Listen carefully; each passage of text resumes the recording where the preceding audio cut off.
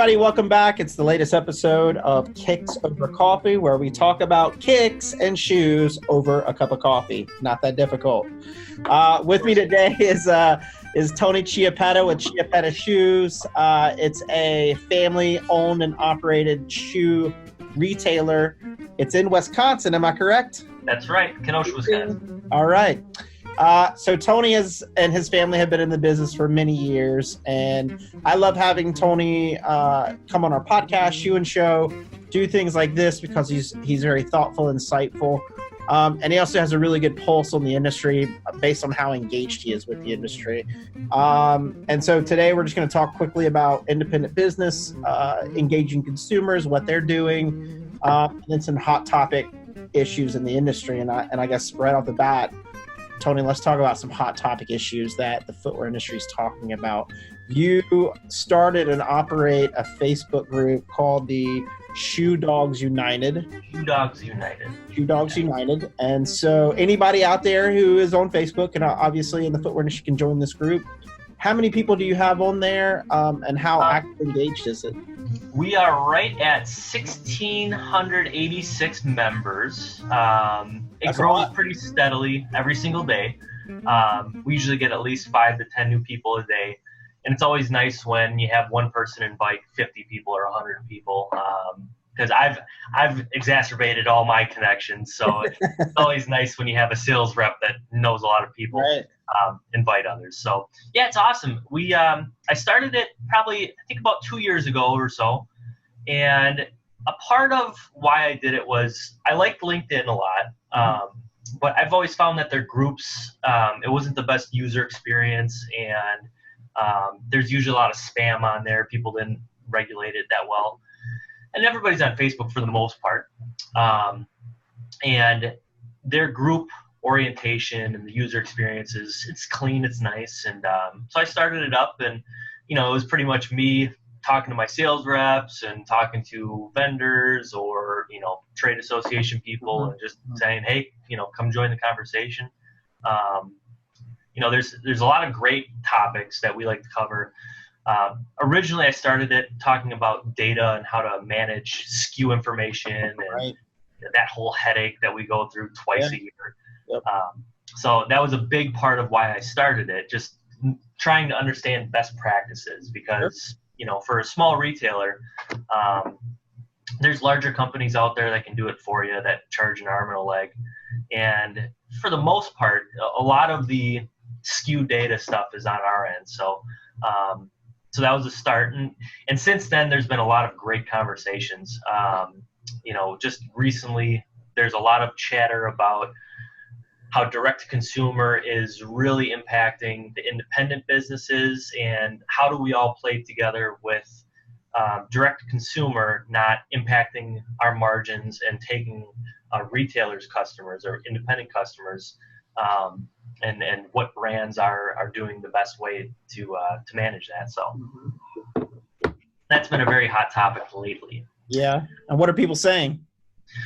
Well, most of the independents as you can imagine, aren't very happy about it. Especially Keen was just a recent one that just popped up where I believe they ran a 20% off or some kind of discount in early May. It's one of the recent posts on Shoe Dogs United. And I think that got over 50 to 60 comments on it, and a lot of people are just kind of going back and forth. And direct to consumer is powerful. You think about, for a brand has the most loyalty when they have their website. That's their portal. So a customer is going to rely on that for information, and that's going to be the first point of contact. But from an independent retailer's perspective, there's a lot of things that we offer, considering service, fitting, and expertise on what somebody should buy and what they shouldn't buy.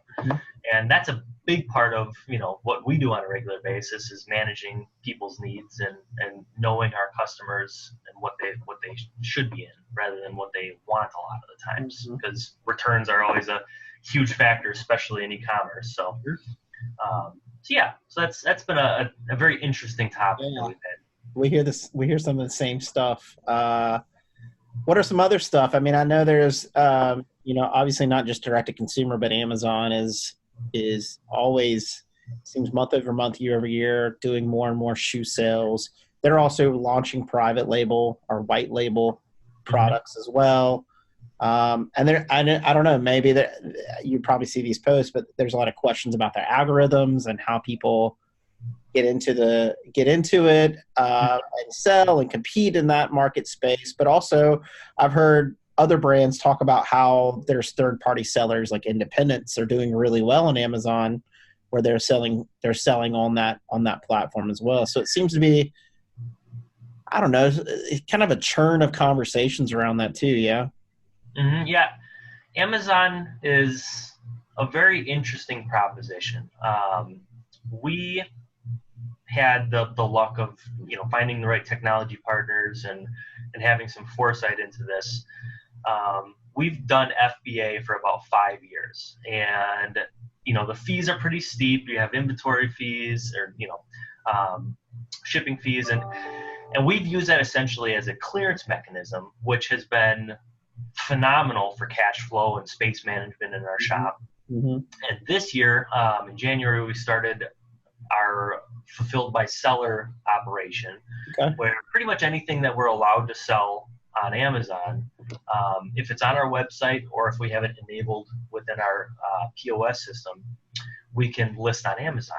And we've developed a pretty good shipping mechanism with shipping premium receipt holders, so people know where the product's coming from. Mm-hmm. And looking at Amazon as a channel, I see it as, I like to think of myself as channel agnostic. How can I make the best margins but still get some exposure? And Amazon is the #1 marketplace. Mm-hmm. So we have done a really good job. Our spring summer 19 season was phenomenal because we essentially added a whole nother channel. So I was really happy with that. And there were still, products that do sell and don't sell. And I mean, it didn't help everything out, but, looking at how the retail field is, you see there's a higher need of third-party sellers with Amazon. So, I think just this year, the statistics almost doubled for third-party sellers. So Amazon, I mean, it makes sense for them. They just want to collect the fees and not have to deal with the inventory, and that makes sense to me. Right. So, paying 18% when it's fulfilled by seller, you're paying a pretty good salesman, but at the end of the day, it's a pretty good salesman. So, just finding out, how we can operate best. And the way I look at it, currently our brick and mortar is still our #1 channel. Mm-hmm. Amazon did fantastic this season, and it's just keeping us clean. And there's opportunities. A lot of brands are kind of keeping it tight, which I totally understand. MAP policy is very important when it comes to Amazon, just because you don't want somebody discounting a ton of inventory just because they can't move it.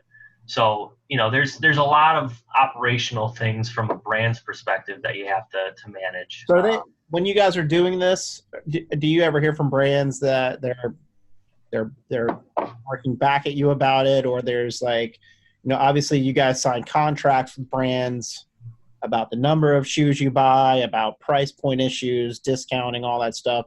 Is this increasingly in those contracts about what you can and can't do in these marketplaces? Yeah, I mean, there's a lot of companies that want it for themselves.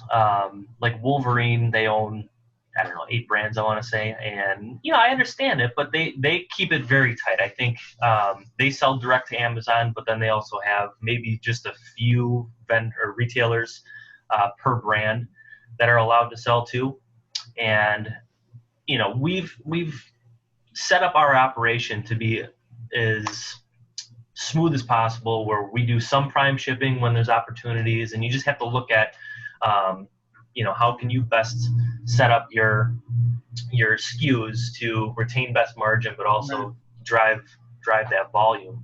Yeah. And prime shipping is kind of cool. There's regional prime where you can only select, like the Midwest for us and things like that. So there's a lot of opportunities. And like my dad, he's an older shoe dog. He's been in the business for 40 years or so, and he hates the concept of Amazon just because it's such a powerful marketplace. Right. But at the end of the day, if we can carve out a nice little niche, I'm going to play in that field and do as well as I can and retain as best margins as I can. And it's interesting because it has got us new customers, and our integration, we can't pull emails or phone numbers, but we're pulling physical addresses, which is nice, and we're retaining those. So we just starting next month, we're going to send out like a postcard saying, hey, thanks for shopping with us on Amazon.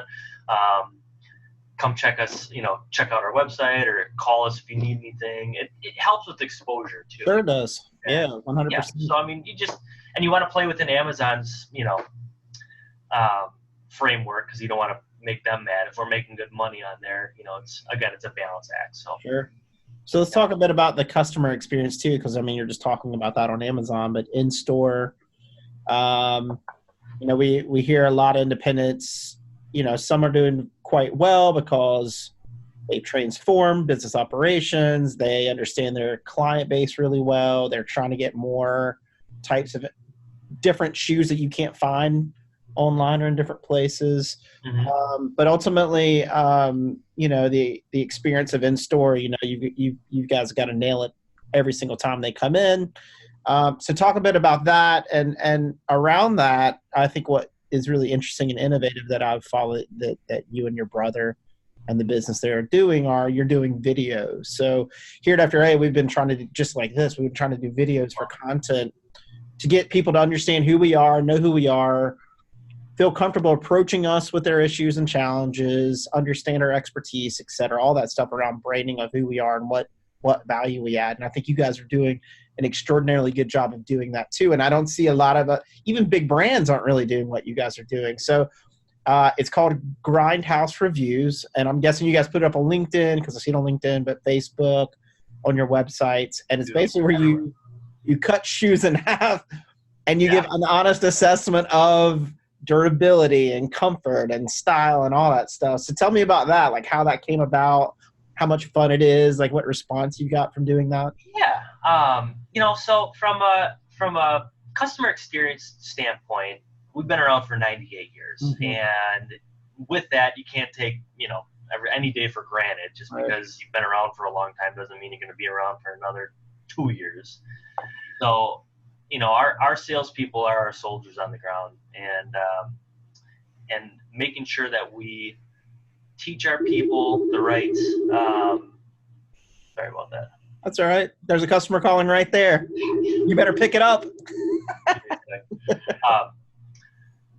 Making sure that we teach our salespeople the best possible tactics to solve a problem. We like to look at our operation as a problem-solving experience. Mm-hmm. And I'm a certified pit orthotist. I make custom orthotics. We do everything in-house. There's only a few shops like us left in the entire country. So the knowledge bases that we have for solving foot problems, we try to make that play out at every level of the customer experience. Even if somebody's, coming in for a pair of socks, like, why is that going to help you?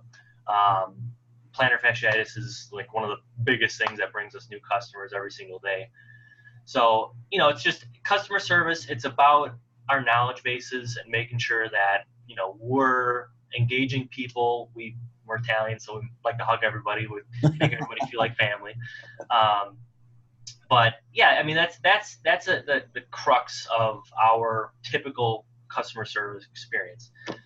We're looking to do more events and not just a typical trunk show. There's a lot of younger, cool people in town that, restaurateurs that, they're doing pop-ups. And this fall, we're probably going to do about 4 different events with socks and boots. For summertime, we're probably going to do some hops and flops type events where we do like a beach music thing with a beer garden in town. Working on that right now. So we sell flip-flops, beer and music. Should be cool. Yeah. But from an engagement aspect, typical media and marketing isn't dead. you just have to look. You have to find the channels that people are watching stuff. And I love doing video. My brother and I, we chatted up pretty good on these videos that we've done. But the Grindhouse reviews were a really good learning experience. We did 25 of them. We worked with a local videographer. He did all the editing, and it wasn't cheap. But I felt like it was something that I really wanted to try and see what the engagement was going to be, because you see a lot of people doing different videos on YouTube, and they can get 20,000 views and 100,000 views, and how do you capture not just a local marketplace but also nationwide or worldwide. So the Grindhouse reviews are really cool. We kind of thought up the concept, how can we do some additive information to a product, show what's on the inside. As cobblers, we cut shoes in half, often, more so for resoling and things like that. But, from a consumer's perspective, we thought it would be neat. The one interesting backlash that we had from a lot of people, and maybe 20%, 15% of the people that we talked to about them, people were astounded that we were cutting shoes in half. It's like, oh my goodness, you're cutting shoes in half. And I'm like, well, like 90% of the shoes that we cut were samples. Right. So my pitch was, well, they're better off, on display in my store rather than in the dump, right? Right. So that was an interesting, thing that happened. But the way that we did it, we tried to expose it as much as we can with YouTube and LinkedIn, put it out everywhere. We cut it up into different little segments. Gary Vee came out with a great little kind of game plan for that kind of stuff, and we kind of followed his template of content distribution. Sure. And it worked out pretty well. The one thing that I was not banking on, but I wanted to know how it would work is, okay, how can it go viral? How can something like a 5-minute video about us cutting a shoe in half reach a lot more people than just our local demographic? And it didn't do that. And I'm okay saying it. Again, it was a really good learning experience for us.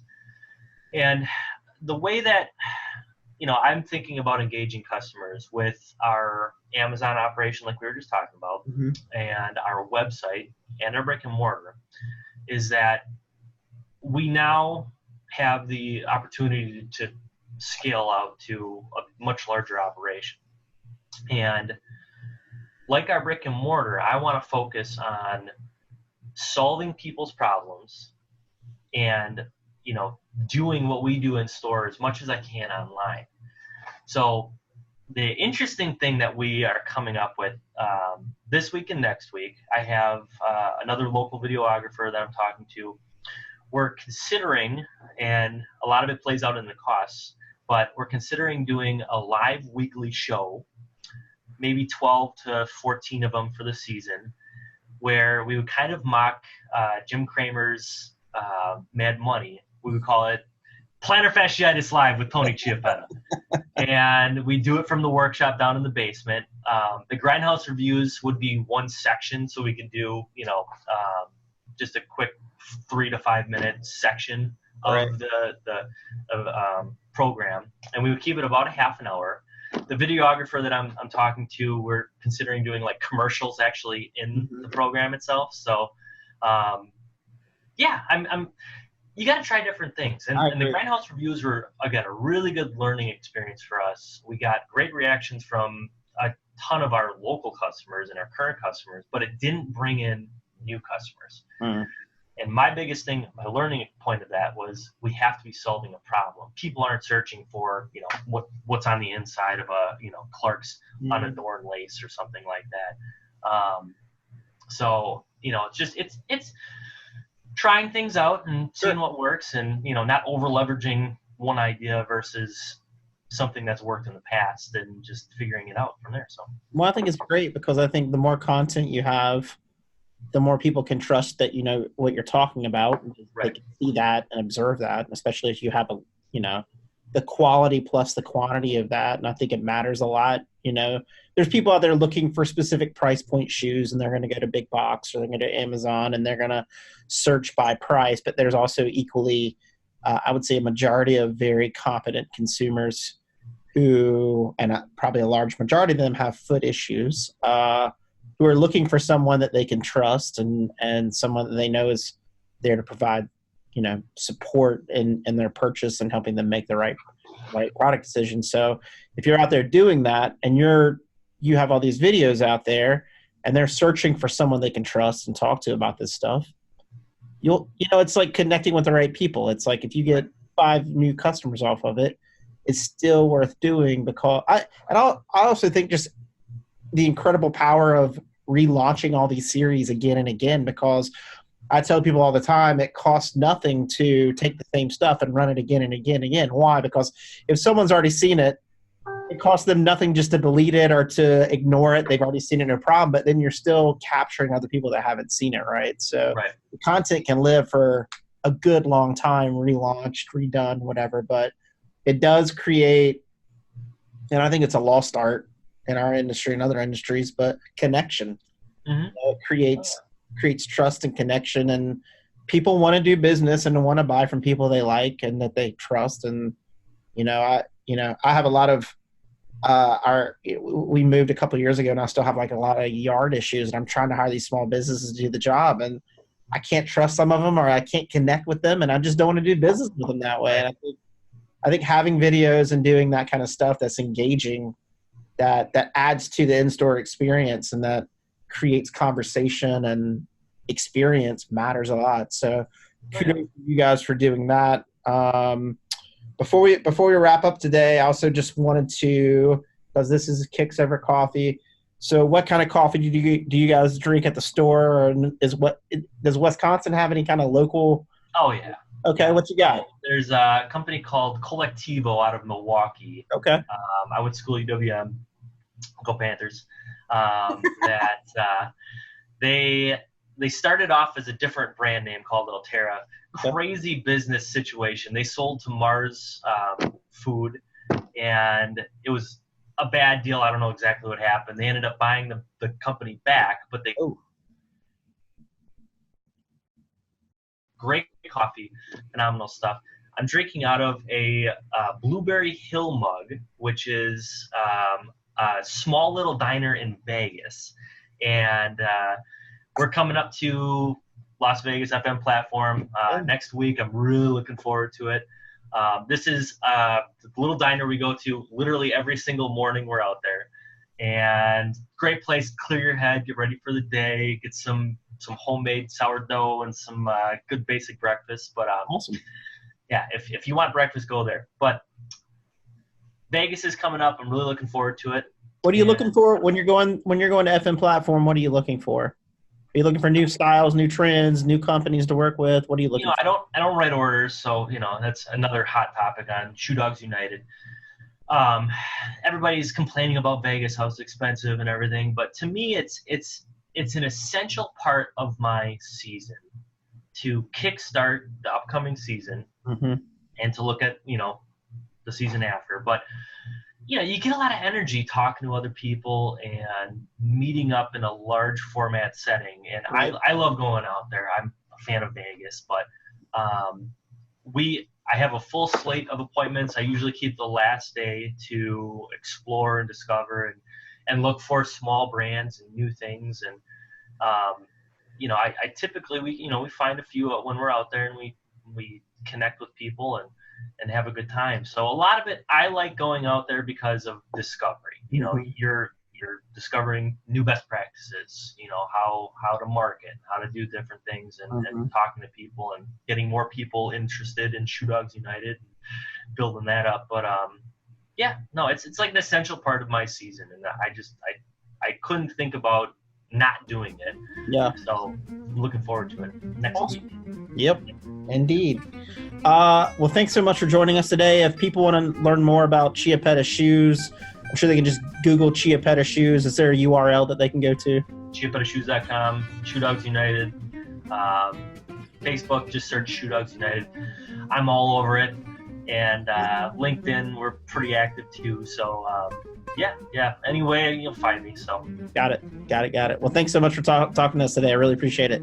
Thanks, man. I appreciate it too. All right. Until next time, folks, keep drinking coffee, keep wearing kicks.